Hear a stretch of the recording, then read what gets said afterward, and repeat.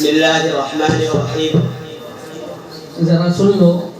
حفظ کے طلبہ جنہوں نے حصہ لیا ہے 5 منٹ کے اوپر پہلی گھنٹی بجائی جائے گی، تب آپ کی تقریر کو آپ کو سمیٹنا ہے اور 6 منٹ پر آپ کو اپنی تقریر ختم کر دینی ہے. سے اس بات کا خیال کر کے تقریر کرے.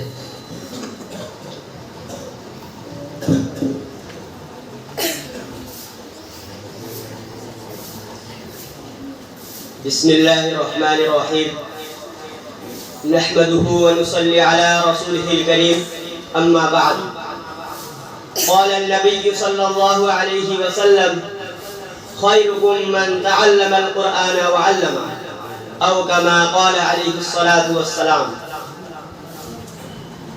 ہمیں دنیا سے کیا مطلب، مدرسہ ہے وطن اپنا.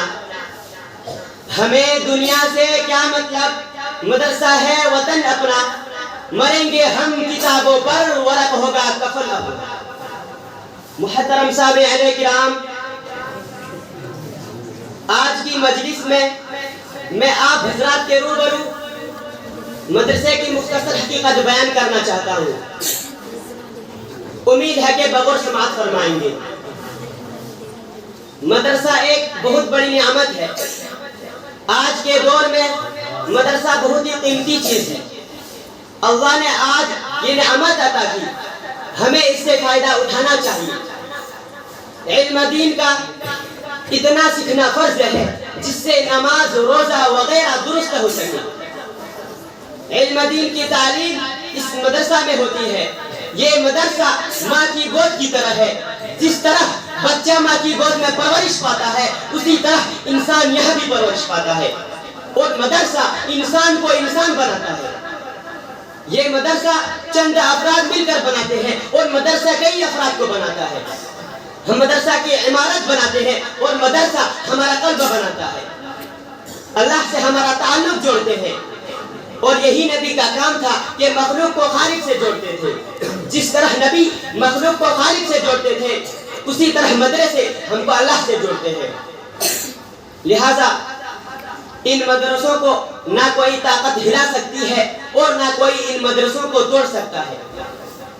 محترم بزرگوں، یہی وجہ ہے کہ آج مدارس کا جال ہر اطراف و اکناف میں پھیلا ہوا ہے، جبکہ حکومتیں رات دن ان اداروں کو مٹانے اور ختم کرنے کی کوشش کر رہی ہیں. لیکن ان اداروں کا نظام ایسی ذات عالی کے قبضہ میں ہے جس کو نہ کوئی بگاڑ سکا ہے اور نہ بگاڑ سکے گا انشاءاللہ تعالی. اب اس کے متعلقین کے بارے میں سرور دو عالم صلی اللہ علیہ وسلم کی زبان سے سنیں. حضرت انس رضی اللہ عنہ حضور صلی اللہ علیہ وسلم کا ارشاد نقل کرتے ہیں کہ اگر دنیا میں ان لوگوں کو دیکھنا چاہتے ہو جن کو اللہ نے جہنم کی آگ سے آزاد کر دیا ہے، تو طلباء علم دین کو دیکھو. بخدا جو طالب علم صرف علم حاصل کرنے کی نیت سے کسی عالم کے دروازے پر جاتا ہے، اس کو ہر حرف اور ہر قدم پر 1 سال کی عبادت کا ثواب ملتا ہے. اور اس کے لیے جنت میں ایک شہر بنا دیا جاتا ہے. جہاں جہاں اس کے قدم پڑتے ہیں وہ زمین اس کے لیے استغفار کرتی ہے. صبح شام فرشتے اس کی مغفرت کا اعلان اس طرح کرتے ہیں: هؤلاء عتقاء الله من النار. یہ ہیں جن کو اللہ نے جہنم سے آزاد کر دیا ہے. اس سے مراد وہی لوگ ہیں جو علم دین حاصل کرتے ہیں، مدرسے میں رہتے ہیں. ظاہر سی بات ہے، جب طلباء کرام کا اتنا بلند مقام ہے تو ان لوگوں کی کیا شان ہوگی جو طلباء پر خرچ کرتے ہیں، مدرسے میں امداد دیتے ہیں، ان کے روپیے اور پیسوں سے جو عمارتیں بنائی جاتی ہیں، تو آخرت میں اللہ تعالیٰ ان کو کتنا بڑا اجر دے گا. دوستو، مدرسہ کیا ہے؟ مدرسہ میں قرآن ہے جو اللہ کی کتاب ہے، انقلابی کتاب ہے جس نے دنیا کی کایا پلٹ دی، ہلچل مچا دی.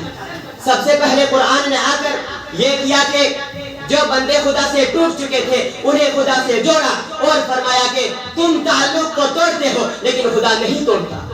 چنانچہ اگر خالق کا مخلوق سے تعلق نہ ہوتا تو قرآن نہ بھیجتا. قرآن نے بھٹکے ہوئے لوگوں کو راہ دکھائی، زمانے کو خیر القرون بنا دیا اور قرآن قیامت تک آنے والوں کے لیے مشعل راہ بن گیا. قرآن کریم کا کتنا بڑا احسان ہے کہ حضور صلی اللہ علیہ وسلم کو محمد بن عبداللہ سے محمد رسول اللہ صلی اللہ علیہ وسلم بنا دیا اور خاتم النبیین بنا دیا۔ بہرحال ادارہ کا مدار طالب علم اور مدرس پر ہے، تعمیر سے اونچائی نہیں آتی۔ اس ادارہ کا رشتہ اصحاب صفا سے چلا ہوا ہے، جس کے معلم سرور دو عالم صلی اللہ علیہ وسلم تھے اور جس کے طالب علم حضرت ابو بکر صدیق رضی اللہ عنہ، حضرت فاروق اعظم رضی اللہ عنہ جیسے تھے۔ ہم یہ فخر سے کہہ سکتے ہیں کہ اولئک آبائی فجئنی بمثلہم۔ کیا کوئی یونیورسٹی سے فارغ ہونے والا اس طرح کا فخر کر سکتا ہے؟ یہ وہی دینی ادارہ تھا جہاں جبرائیل خود طالب علم بن کر استغفار کے لیے آئے تھے اور کہتے تھے کہ ایمان اور احسان کیا چیز ہے، قیامت کب آئے گی؟ تو اس مرکز میں طالب علم بن کر جبرائیل بھی رہے۔ ایسا نہ کوئی پیش کر سکا ہے اور نہ کر سکے گا۔ اسی پر میں اپنی تقریر کو ختم کرتا ہوں۔ وآخر دعوانا ان الحمد للہ رب العالمین۔